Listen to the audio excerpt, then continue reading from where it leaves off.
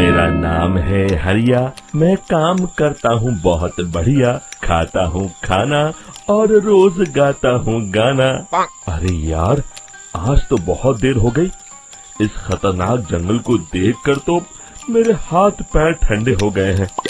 अगर मैं वक्त पर गांव नहीं पहुंचा तो मालिक बहुत नाराज हो जाएंगे। तभी हरिया को एक आवाज सुनाई देती है। सुनिए हरु जी। अरे, ये आवाज किसने दी? तभी हरिया को सामने कुछ दूर एक औरत खड़ी दिखाई देती है। अरे भाई, ये औरत अकेली इतनी रात को इस जंगल में क्या कर रही है? चलकर पूछना पड़ेगा। फिर हरिया अपनी बैलगाड़ी उस औरत के सामने लाकर रोक देता है और उससे पूछता है। अरे सुनिए, आप इतनी रात को इस खतरनाक जंगल में अकेली क्या कर रही हैं? तभी वो औरत मीठी आवाज में कहती है। अरे हरु जी, आप आ गए। मैं कब से आपका इंतजार कर रही थी। वैसे तो यहाँ से काफी लोग गुजर चुके हैं, लेकिन मैं खास आपका इंतजार कर रही थी। अच्छा, तुम सच कह रही हो? मुझे तो यकीन नहीं हो रहा है।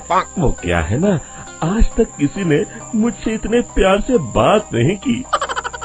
हाँ हरु जी, मैं सच कह रही हूँ। अब देर मत करिए और जल्दी से मुझे मेरे घर तक छोड़ दीजिए। हाँ, कौन सी बड़ी बात है, अभी छोड़ देता हूँ। आप मेरे पीछे बैलगाड़ी में बैठ जाइए और मुझे रास्ता बताते चलिए। फिर वो औरत हरिया की बैलगाड़ी में बैठ जाती है और हरिया बैलगाड़ी हाँकता हुआ आगे चल पड़ता है।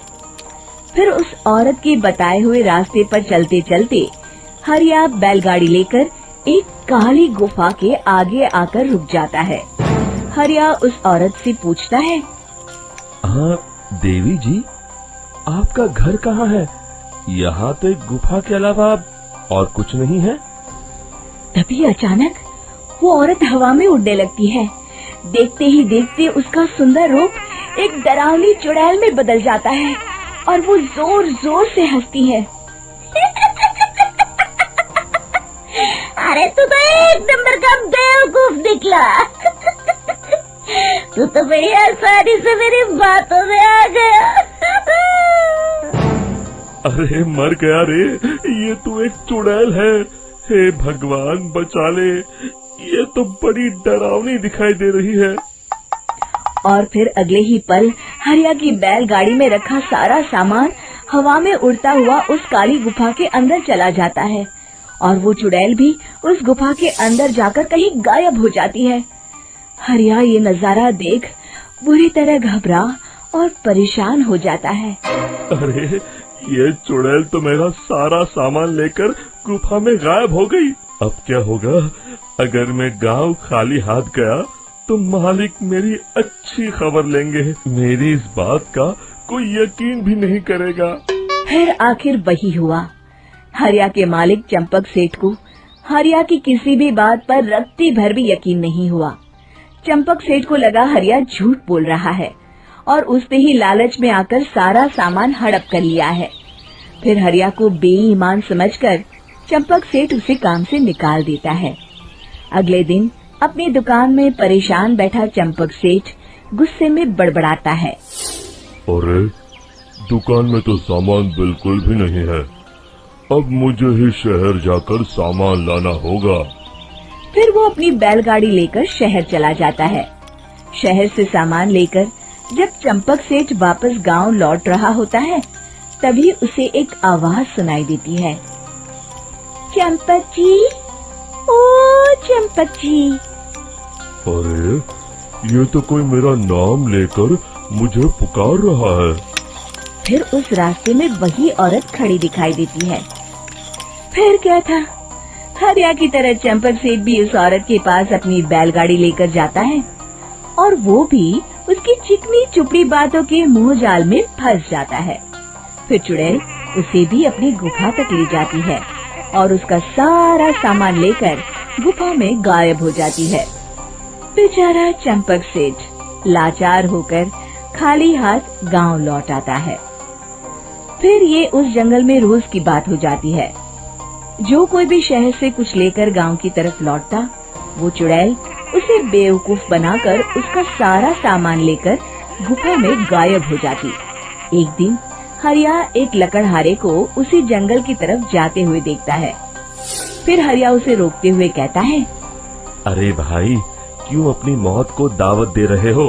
मेरी बात मानो, आगे जंगल में मत जाओ, वहाँ एक बड़ी भयानक चुड़ैल रहती है। लकड़हारा हरिया की बातों को नजरअंदाज करते हुए कहता है, अरे भाई, मुझे पहले ही बहुत देर हो चुकी है, मुझे जाने दो भाई। शाम तक लकड़ियाँ काट कर शहर के बाजार में बेचना है। तुम अपनी ये कहानी किसी फुर्सत में बैठे इंसान को सुनाओ, मैं तो चला। इतना कहकर लकड़हारा वहाँ से आगे जंगल की तरफ चला जाता है। फिर अगले दिन गांव के मुखिया के घर के बाहर बहुत सारे लोग जमा हो जाते हैं। तभी हाथ में कुल्हाड़ी लिए खड़ा लकड़हारा कहता है, अरे मुखिया जी, अब आप ही हमें बचाइए उस जंगल वाली चुड़ैल से। हमारा सारा काम तो शहर से ही होता है। अरे मुखिया जी, उस चुड़ैल की वजह से तो मैं पूरी तरह बर्बाद हो गया हूँ। हम सबको मिलकर उस चुड़ैल का कोई इलाज करना पड़ेगा। तभी भीड़ में खड़ा वीरा कहता है, आप लोग चिंता मत करिए, कल से वो चुड़ैल किसी को नहीं लूट पाएगी। मेरे पास एक बहुत अच्छी तरकीब है। तभी चंपक सेठ उसका मजाक उड़ाते हुए कहता है, अरे तेरा नाम वीरा है तो क्या हुआ? तूने अभी उस चुड़ैल को देखा नहीं है? जाकर अपना काम कर, बड़ा आया। तब मुखिया जी कहते हैं, नहीं चंपक सेठ, मुझे लगता है हमें इस लड़के को एक मौका देना चाहिए। फिर सभी गांव वाले मुखिया जी की बातों से सहमत हो जाते हैं और वीरा शाम को एक बैलगाड़ी में कुछ सामान लादकर उस जंगल की ओर चल देता है। वीरा, ओ वीरा, कहाँ जा रहा है? तभी वीरा मुड़ के देखता है, वही चुड़ैल एक औरत के रूप में खड़ी है। अरे बहन जी, मैं आपको ही ढूंढ रहा था। देखिए, मैं आपके लिए क्या लाया हूँ। अरे वाह, तो खुद मेरे लिए इतना सामान लाया है।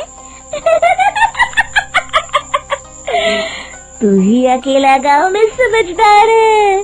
जरा देखो, मैं भी खोल के, बड़े भूख लगी है। जैसे ही चुड़ैल उस सामान पर से कपड़ा हटाती है, एक भगवान शिव की तेज रोशनी उसके अंदर मूर्ति से निकलती है और चुड़ैल अपने असली रूप में आकर जलने लगती है। अरे मैं जल रही हूँ, बचाओ! बचाओ! ओम नमः शिवाय, मर गई मैं! देखते ही देखते वो चुड़ैल राख के साथ उड़ जाती है और सभी गांव वाले भी वहां जाते हैं। शिक्षा बुराई पे सदा अच्छाई की ही जीत होती है।